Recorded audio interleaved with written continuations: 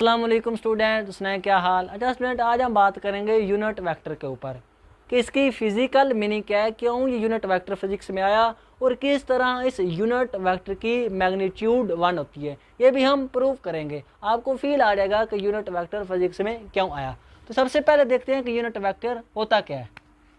तो हमने कहा कि यूनिट वेक्टर को अगर हम किसी भी वेक्टर को डिवाइड कर दें उस वेक्टर की मैग्नीट्यूड के साथ, तो जो रिजल्ट में क्वांटिटी हमें मिलती है उस क्वांटिटी का नाम यूनिट वेक्टर है। स्टूडेंट, क्या अगर हम किसी भी वेक्टर को डिवाइड कर दें उसकी मैग्नीट्यूड के साथ, तो जो रिजल्ट में क्वांटिटी आती है वो हमारे पास आती है यूनिट वेक्टर। इस छोटी सी इक्वेशन के पीछे स्टूडेंट हमारे पास बहुत ही इंटरेस्टिंग स्टोरी है। अब हम देखते हैं उस इंटरेस्टिंग स्टोरी को, लेकिन सबसे पहले प्रूव करते हैं कि यूनिट वेक्टर की मैग्नीट्यूड 1 कैसे आती है। हमने यही कहना कि ऐसा वेक्टर जिसकी मैग्नीट्यूड 1 हो, 1 हो, उस वेक्टर को हमने यूनिट वेक्टर कह दिया। नाम से ही पता चल रहा है यूनिट वेक्टर। ऐसा वेक्टर जिसकी मैग्नीट्यूड 1 है उस वेक्टर को हमने यूनिट वेक्टर कह दिया। अब हमने प्रूव करना है कि कैसे यूनिट वेक्टर की जो मैग्नीट्यूड है वो 1 के इक्वल होती है। तो हम सपोज करो कोई वेक्टर ले लेते हैं। हमने कहा कि जी हमारे पास एक वेक्टर आ गया 3i + 4j वेक्टर। अब इस वेक्टर का क्या मतलब है कि ये वाला वेक्टर x एक्सिस में 3 है और y एक्सिस में 4 है। हमने क्या किया, हमने इस वेक्टर को डिवाइड करना है इसकी मैग्नीट्यूड के साथ। तो मैग्नीट्यूड हम निकाल लेते हैं। अब मैग्नीट्यूड क्या आएगी, 9 + 16 का अंडर रूट, तो वो तकरीबन आ जाएगी 5। अब हमने निकालना है यूनिट वेक्टर। यूनिट वेक्टर हमारे पास क्या आएगा, वेक्टर को डिवाइड करना है इसकी मैग्नीट्यूड के साथ। तो ये हमारे पास फाइनली वेक्टर आ गया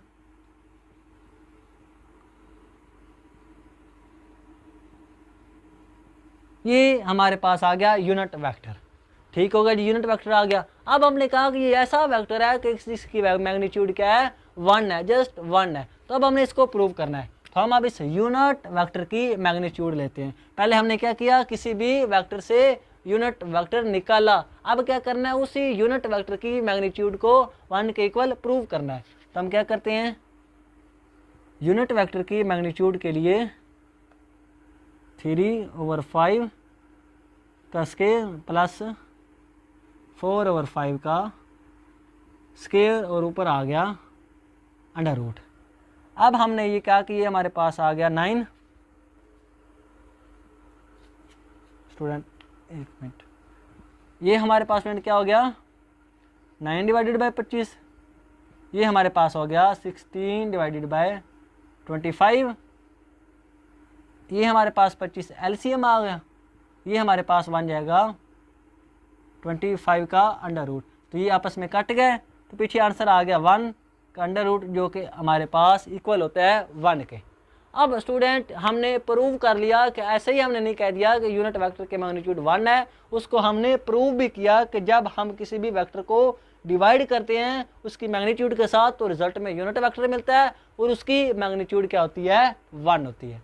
अब अगली स्टोरी ये है कि क्या हमारे पास क्यों यूनिट वेक्टर फिजिक्स में आया, क्या इसकी वजह थी कि क्यों ये फिजिक्स में आ रहा है। अब हम देखते हैं उसको, उस स्टोरी को समझते हैं।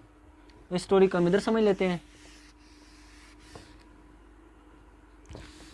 स्टूडेंट, इसी की मैग्नीट्यूड में ही इसकी खूबसूरती है। स्टूडेंट, इसकी मैग्नीट्यूड में ही इस यूनिट वेक्टर की खूबसूरती है। हमने इसकी मैग्नीट्यूड 1 रखी इसलिए ताकि ये हमारे काम आ सके। अब देखते हैं कि इस एक मैग्नीट्यूड के साथ यूनिट वेक्टर कैसे हमारे काम आ सकता है। तो हमने कहा कि हमारे पास यूनिट वेक्टर क्या है, ए वेक्टर और उसकी नीचे मैग्नीट्यूड। अब एक वेक्टर के लिए स्टूडेंट कितनी चीज़ें ज़रूरी होती है, एक उसकी मैग्नीट्यूड और साथ में डायरेक्शन। अगर किसी क्वांटिटी के पास मैग्नीट्यूड भी है और साथ साथ डायरेक्शन भी है, तो उस क्वांटिटी को हमने क्या कह दिया, वेक्टर।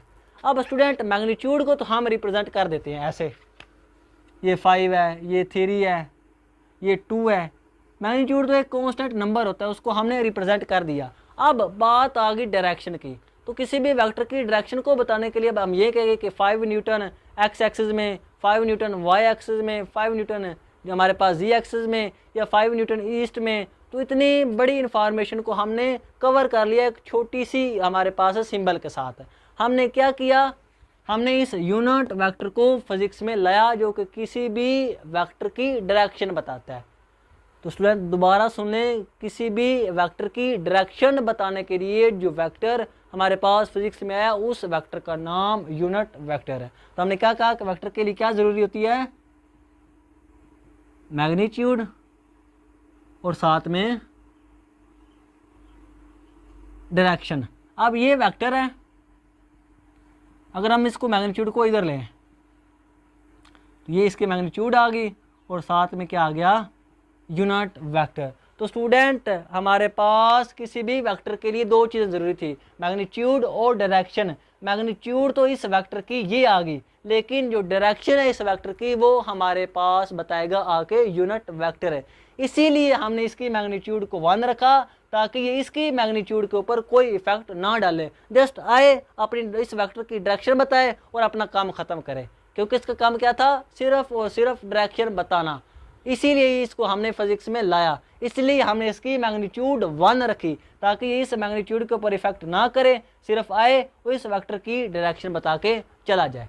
इसीलिए यूनिट वेक्टर फिजिक्स में आए और हमारे पास वो आई हैं,